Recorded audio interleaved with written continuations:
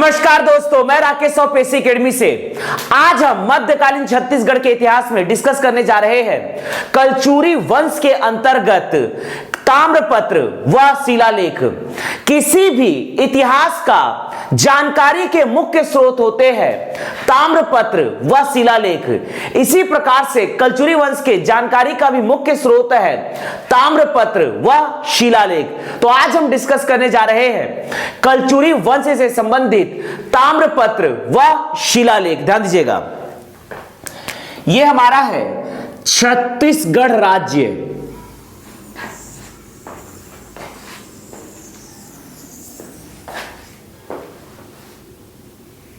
ध्यान दीजिएगा, यह आपका है बस्तर संभाग, मिडिल पोर्शन में दुर्ग तथा रायपुर संभाग।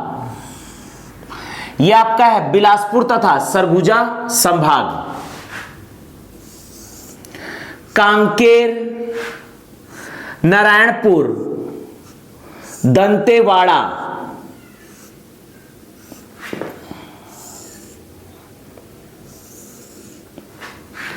यह आपका है कबीरधाम, राजनांदगांव, बेमेतरा, दुर्ग, बालोद,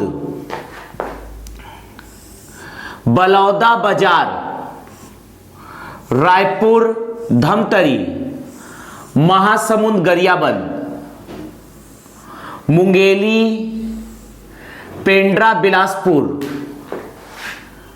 यह आपका है रायगढ़, कोरबा, जांजगीर चांपा, कोरिया, सूरजपुर, बलरामपुर, सरगुजा और जशपुर। ध्यान दीजिएगा, सबसे पहले हम डिस्कस करने जा रहे हैं कलचुरी कालीन ताम्रपत्र। ध्यान दीजिएगा, सबसे पहले हम डिस्कस करने जा रहे हैं कलचुरी कालीन ताम्रपत्र, कलचुरी वंश से संबंधित ताम्रपत्र,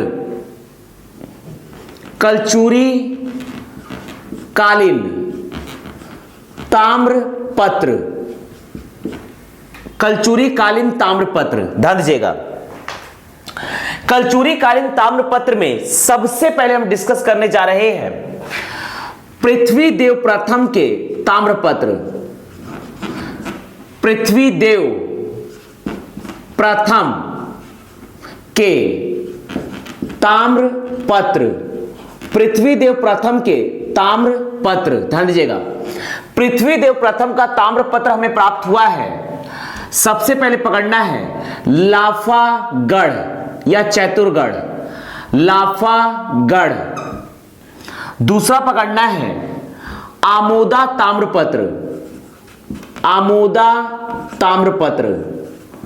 आमोदा ताम्रपत्र से ही, पृथ्वीदेव प्रथम के आमोदा ताम्रपत्र से ही हमें इस बात की जानकारी प्राप्त होती है कि 1000 ईस्वी में कलिंग राज के द्वारा दक्षिण कौशल के सोमवंशी शासकों को पराजित कर तुम्बाड़ को अपनी राजधानी के रूप में स्थापित कर छत्तीसगढ़ में कलचुरी वंश की स्थापना की गई। ध्यान दीजिएगा, तो पृथ्वीदेव प्रथम का ताम्रपत्र है लाफागढ़ ताम्रपत्र, आमोदा ताम्रपत्र, और यह पकड़ना है रायपुर ताम्रपत्र। यह है रायपुर ताम्रपत्र। पृथ्वीदेव प्रथम के ताम्रपत्र लाफागढ़ ताम्रपत्र, आमोदा ताम्रपत्र और रायपुर ताम्रपत्र। इसके बाद अगला हम डिस्कस करने जा रहे हैं रत्नदेव द्वितीय, रत्नदेव द्वितीय के ताम्रपत्र। अगला है रत्नदेव द्वितीय के ताम्रपत्र। ध्यान दीजिएगा, अगला हम डिस्कस करने जा रहे हैं रत्नदेव द्वितीय के ताम्रपत्र। रत्नदेव द्वितीय के ताम्रपत्र पकड़ना है, यह आपका है अकलतरा, अकलतरा। रत्नदेव द्वितीय के ताम्रपत्र अकलतरा। यहां पकड़ना है खरौद शिवरी नारायण, यह पकड़ना है शिवरी नारायण, शिवरी नारायण, शिवरी नारायण, और यह आपका है खरौद, खरौद शिवरी नारायण। ध्यान दीजिएगा, खरौद और शिवरी नारायण, खरौद और शिवरी नारायण। अकलतरा, खरौद, शिवरी नारायण। यहां पकड़ना है सरखोर, ये आपका है सरखोर, सरखोर, बलौदा बाजार में सरखोर। रत्नदेव द्वितीय के ताम्रपत्र, अकलतरा, खरौद, शिवरी नारायण, सरखोर। और रायपुर जिले में आरंग के अंतर्गत पकड़ना है पारा गांव, ये पकड़ना है पारा गांव। अकलतरा, खरौद, शिवरी नारायण, सरखोर, पारा गांव, ध्यान दीजिएगा। कलचुरी कालीन ताम्रपत्र में रत्नदेव द्वितीय के ताम्रपत्र है अकलतरा, खरौद, शिवरी नारायण, सरखोर, जिससे हमें कलचुरी वंश की जानकारी प्राप्त होती है। अगला हम डिस्कस करने जा रहे हैं, ध्यान दीजिएगा, अगला हम डिस्कस करने जा रहे हैं कलचुरी कालीन शिलालेख। अगला है कलचुरी कालीन शिलालेख, ध्यान दीजिएगा। अगला हम डिस्कस करने जा रहे हैं कलचुरी काल से संबंधित शिलालेख, कलचुरी कालीन शिलालेख। तो कलचुरी कालीन शिलालेख हमें प्राप्त होता है, ये आपका है छुरी में, छुरी कोसगई, या सिर्फ कह सकते हैं कोसगई, छुरी के अंतर्गत पड़ता है कोसगई, तो इसे हम कहते हैं छुरी कोसगई। छुरी के अंतर्गत पड़ता है कोसगई, तो इसे कहते हैं छुरी कोसगई, या सिर्फ कोसगई, कोसगई शिलालेख, या छुरी कोसगई शिलालेख। बिलासपुर जिले के अंतर्गत पकड़ना है, ये आपका पकड़ना है कोटागढ़, ये आपका है कोटागढ़, कोटा में है कोटागढ़। ये पकड़ना है रतनपुर, कोटागढ़ रतनपुर, कोटागढ़ रतनपुर। यहां पकड़ना है कोनी, खास बिलासपुर में पकड़ना है कोनी, कोनी शिलालेख। और यह पकड़ना है लीलागर नदी के तट पर मल्हार शिलालेख, ध्यान दीजिएगा। कोटागढ़ शिलालेख, रतनपुर शिलालेख, कोनी शिलालेख, मल्हार शिलालेख, छुरी कोसगई शिलालेख, अकलतरा शिलालेख, आमोदा शिलालेख, ये पकड़ना है आमोदा शिलालेख, आमोदा शिलालेख, ये है आमोदा शिलालेख। यहां पकड़ना है खरौद शिलालेख, ये आपका है खरौद शिलालेख। और ये आपका है शिवरी नारायण शिलालेख, शिवरी नारायण शिलालेख, शिवरी नारायण शिलालेख। यहां पकड़ना है बिलाईगढ़ शिलालेख, ये है बिलाईगढ़ शिलालेख, बिलाईगढ़ शिलालेख, बिलाईगढ़ शिलालेख। यह आपका पकड़ना है रायपुर शिलालेख, रायपुर शिलालेख, पारा गांव शिलालेख, पारा गांव शिलालेख। यहां पकड़ना है राजिम शिलालेख, राजिम शिलालेख, राजिम शिलालेख।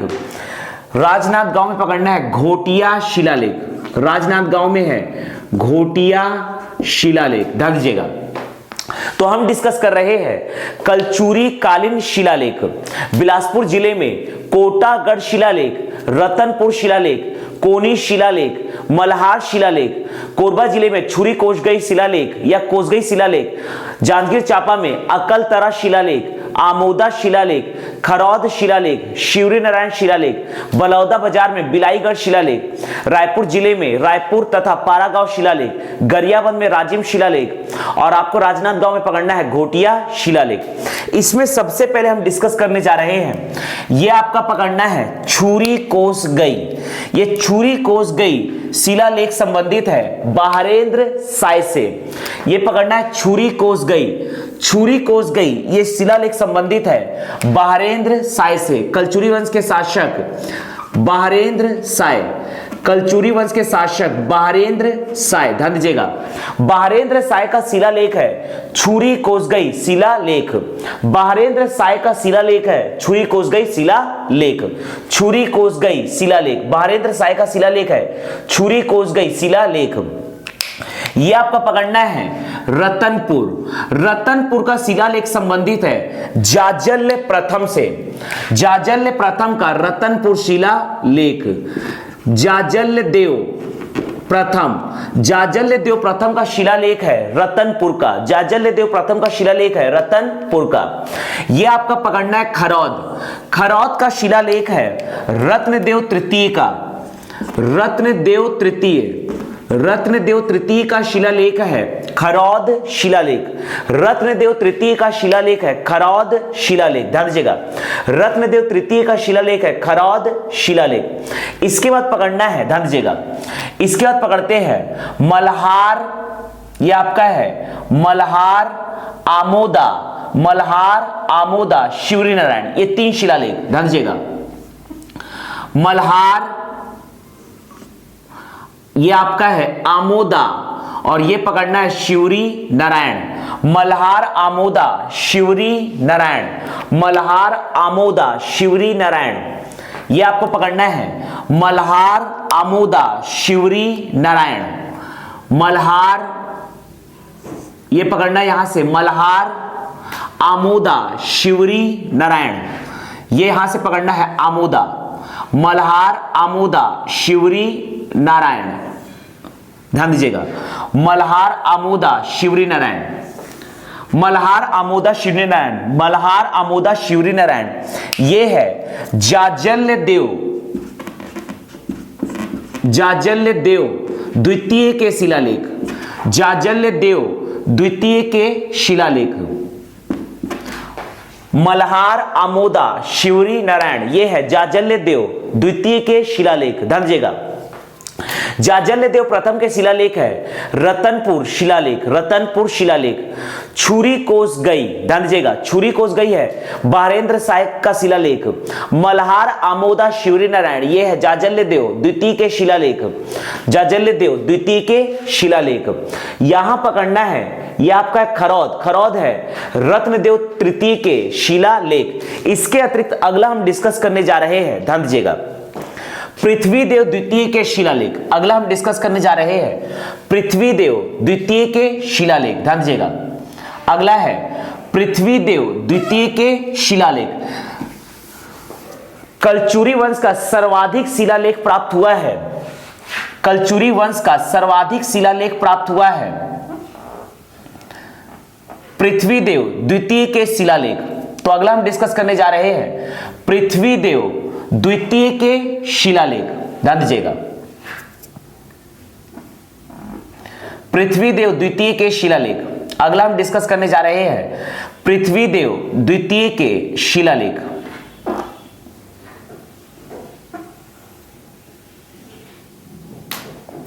ध्यान दीजिएगा, अगला हम डिस्कस करने जा रहे हैं पृथ्वीदेव द्वितीय के शिलालेख। कलचुरी वंश में सर्वाधिक शिलालेख प्राप्त हुए हैं पृथ्वीदेव द्वितीय के, पृथ्वीदेव द्वितीय के कलचुरी वंश में सर्वाधिक शिलालेख प्राप्त हुए हैं। तो अगला हम डिस्कस करने जा रहे हैं पृथ्वीदेव द्वितीय के शिलालेख, ध्यान दीजिएगा। पृथ्वीदेव द्वितीय के शिलालेख प्राप्त हुए हैं पृथ्वीदेव द्वितीय के शिलालेख। पृथ्वीदेव द्वितीय के सर्वाधिक शिलालेख प्राप्त हुए हैं, सर्वाधिक शिलालेख प्राप्त हुए हैं, ध्यान दीजिएगा। पृथ्वीदेव द्वितीय के सर्वाधिक शिलालेख प्राप्त हुए हैं। तो पृथ्वीदेव द्वितीय के शिलालेख है, यह आपका पकड़ना है बिलासपुर में कोटागढ़, कोटागढ़ शिलालेख। यह आपका पकड़ना है रतनपुर शिलालेख, कोटागढ़ शिलालेख, रतनपुर शिलालेख, कोनी शिलालेख, कोनी शिलालेख। यहां पकड़ना है अकलतरा तथा आमोदा शिलालेख, अकलतरा व आमोदा शिलालेख, अकलतरा व आमोदा शिलालेख। यहां पकड़ना है बिलाईगढ़ शिलालेख, यह आपका है बिलाईगढ़ शिलालेख। यह आपका पकड़ना है पारा गांव शिलालेख, राजिम शिलालेख तथा राजनांद गांव में घोटिया शिलालेख। सर्वाधिक शिलालेख प्राप्त हुए हैं कलचुरी वंश में पृथ्वीदेव द्वितीय के। तो पृथ्वीदेव द्वितीय के शिलालेख है बिलासपुर में कोटागढ़ शिलालेख, रतनपुर शिलालेख, कोनी शिलालेख, जांजगीर चांपा में अकलतरा आमोदा शिलालेख, बलौदा बाजार में बिलाईगढ़ शिलालेख, रायपुर में पारागढ़ शिलालेख, गरियाबंद में राजिम शिलालेख, राजनांदगांव में घोटिया शिलालेख। इसके बाद अगला हम डिस्कस करने जा रहे हैं रायपुर कलचुरी वंश से संबंधित शिलालेख। रायपुर कलचुरी वंश से संबंधित शिलालेख, रायपुर कलचुरी वंश से संबंधित शिलालेख। इसमें हमें सिर्फ डिस्कस करना है ब्रह्मदेव राय के शिलालेख, ब्रह्मदेव राय के शिलालेख, ब्रह्मदेव राय के शिलालेख। ब्रह्मदेव राय के दो शिलालेख हमें प्राप्त होते हैं, एक है आपका रायपुर, दूसरा है आपका खल्लारी। रायपुर तथा खल्लारी, ध्यान दीजिएगा। रायपुर कलचुरी वंश के शासक ब्रह्मदेव राय के दो शिलालेख हमें प्राप्त होते हैं। पहला है आपका रायपुर शिलालेख, यह आपका है रायपुर शिलालेख, और यह पकड़ना है खल्लारी शिलालेख। ब्रह्मदेव राय, रायपुर कलचुरी वंश के शासक ब्रह्मदेव राय के दो शिलालेख हमें प्राप्त होते हैं, एक हमें प्राप्त होता है रायपुर से और एक हमें प्राप्त होता है खल्लारी से। ब्रह्मदेव राय के शिलालेख, रायपुर कलचुरी वंश के शासक ब्रह्मदेव राय के शिलालेख प्राप्त होते हैं रायपुर से तथा खल्लारी से। रायपुर तथा खल्लारी से हमें प्राप्त होते हैं ब्रह्मदेव राय, रायपुर कलचुरी वंश के शासक ब्रह्मदेव राय के शिलालेख।